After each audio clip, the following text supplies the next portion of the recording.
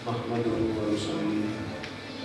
ونصلي على رسوله الكريم أما بعد أعوذ بالله السميع العليم من الشيطان الرجيم بسم الله الرحمن الرحيم النبي أولى بالمؤمنين من أنفسهم صدق الله العظيم وصدق رسوله النبي الكريم درود پاک پڑھیے الصلاۃ والسلام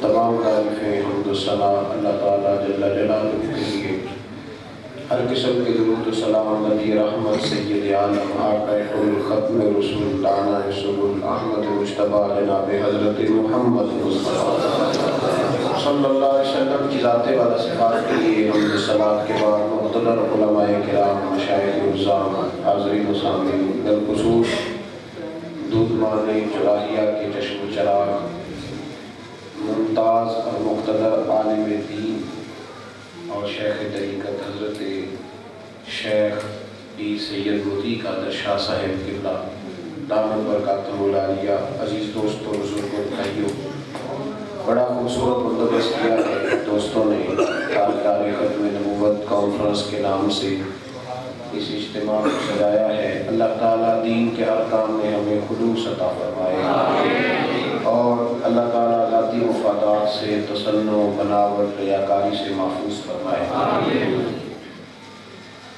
ختم نبوت کا معنی ہر مسلمان جانتا ہے کہ نبی پاک صلی اللہ علیہ وسلم اللہ کے آخری نبی ہیں، حضور آخری نبی ہیں، محبوب کے بعد کوئی دوسرا نبی نہیں آئے گا، یہ اللہ نے قانون بنا دیا ہے، یہ اللہ نے قانون بنا دیا۔ اور اب کریم نے نبی پاک صلی اللہ علیہ وسلم کا ہمارے ساتھ قرب یہ رکھا ہے، فرمایا کہ جو نبی میں نے تمہیں دیے ہیں یہ تمہاری جانوں سے بھی تمہارے زیادہ قریب ہیں۔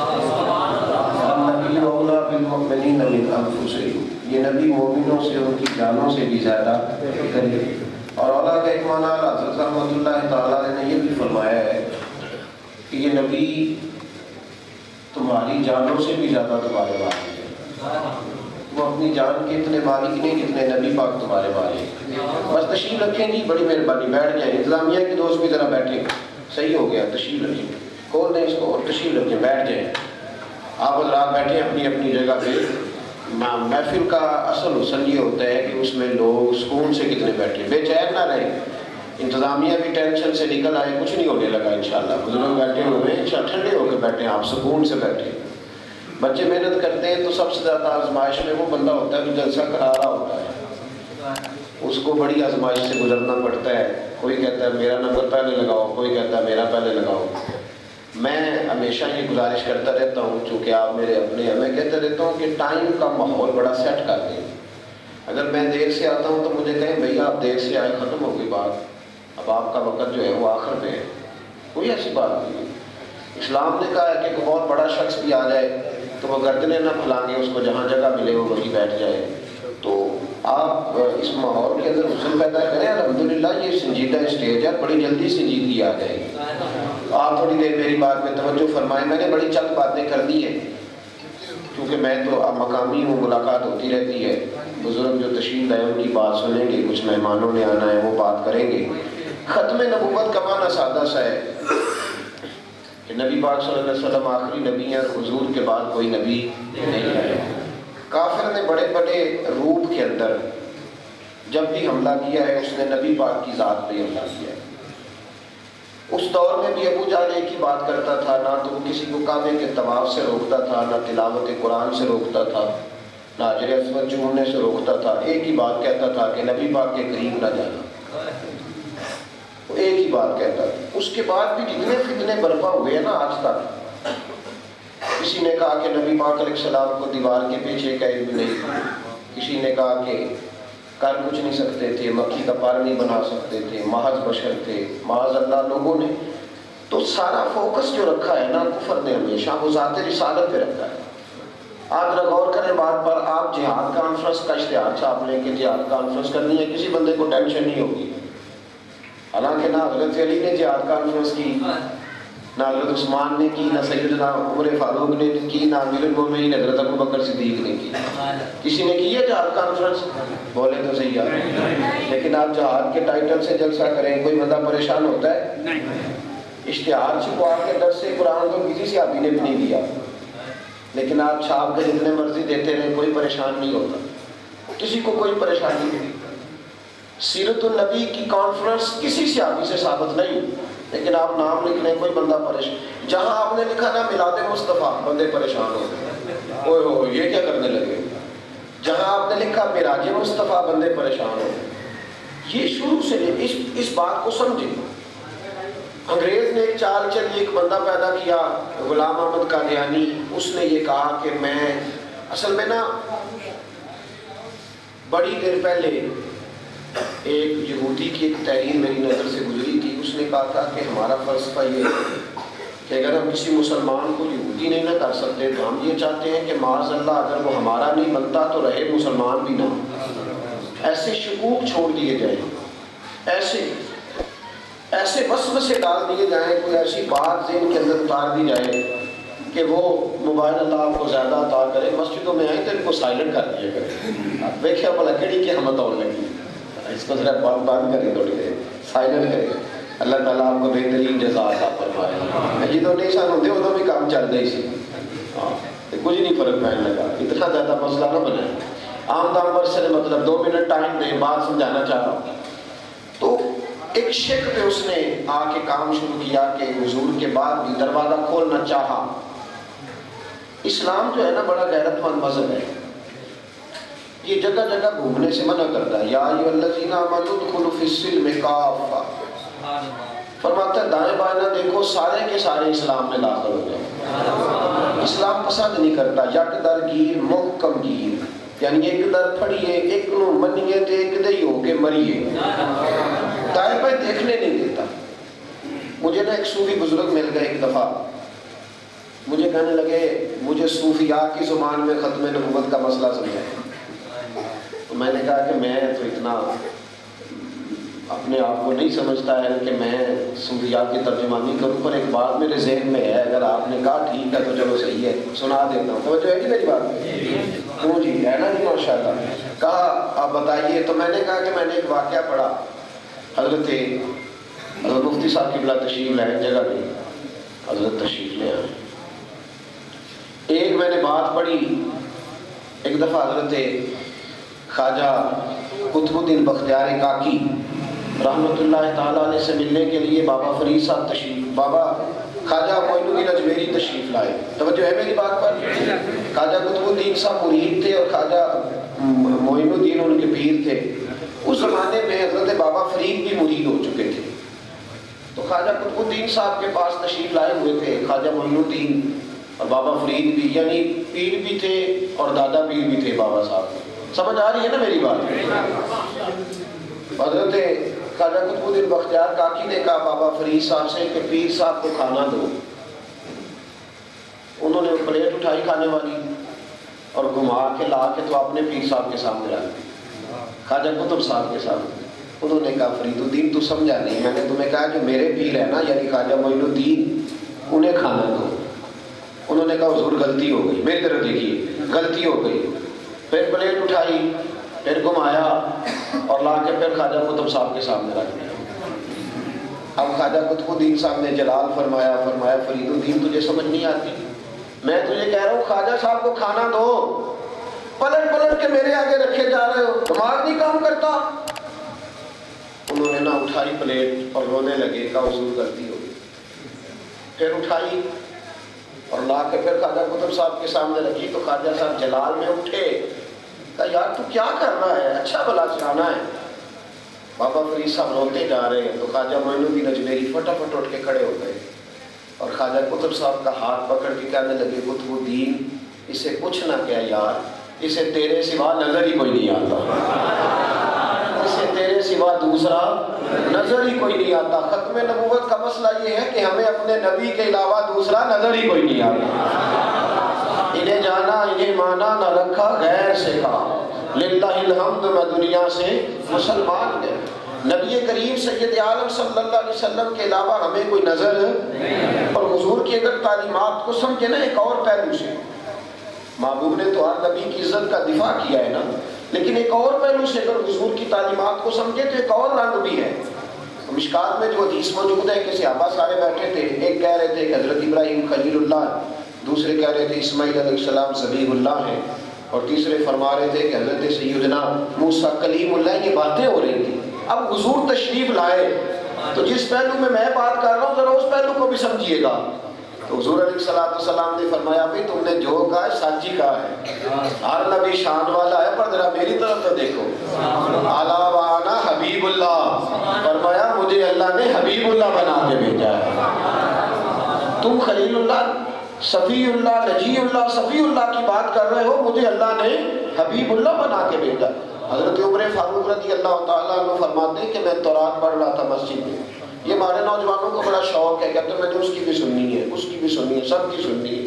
اور بھائی پہلے اپنا اسپیشلسٹ ہو لے پھر سب کی سن لینا، تجھے بھی پتہ ہی نہیں ہے، تو ابھی رات گزر میں ہے اور تو کہتا ہے میں نے سب کی سننی ہے۔ اتنا بڑا اسکالر بننے کا دعویٰ نہیں کرنا چاہیے۔